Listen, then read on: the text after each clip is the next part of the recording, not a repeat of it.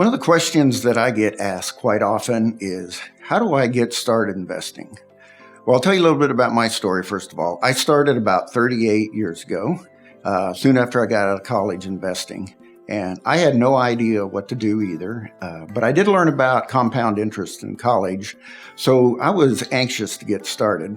But I didn't have any idea what to do, so I talked with a financial advisor, and he helped me. He picked out a mutual fund for me. I don't even think I knew what a mutual fund was back then, and started putting about $50 a month into it.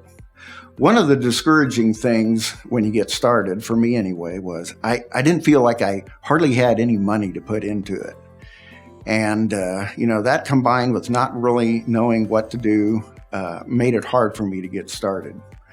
So let me give you some advice. There's a lot more tools now that are available to help you get going than they were back when I first got started. One of the best tools for you to get started is your workplace. Most people probably have a 401k or 403b or some sort of workplace retirement that you can put money into. And they usually have some simple investments also that you can choose from. Now, once you've exhausted that, or if you don't have a workplace retirement, the next thing would be a Roth IRA. Most people qualify to put money into a Roth IRA or maybe just a regular IRA, but that would be the next thing to do. Now it gets a little bit more complicated there. There's lots of information that you can find on these and places where you can open them. But if you just have no idea what to do and you want to get started, talk to a financial advisor and just get going on it.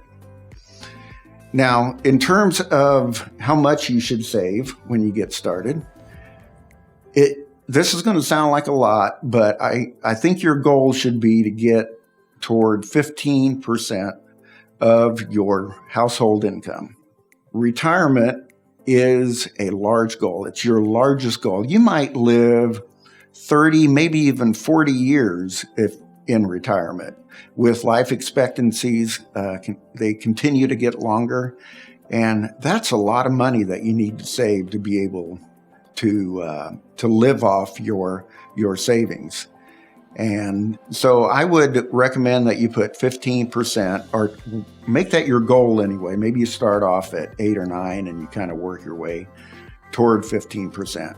But my last bit of advice is you just need to get started. If you need to see a financial advisor, I would recommend that you see one that is always a fiduciary.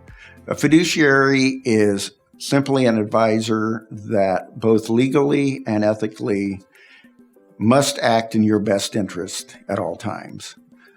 But the biggest thing is just do it.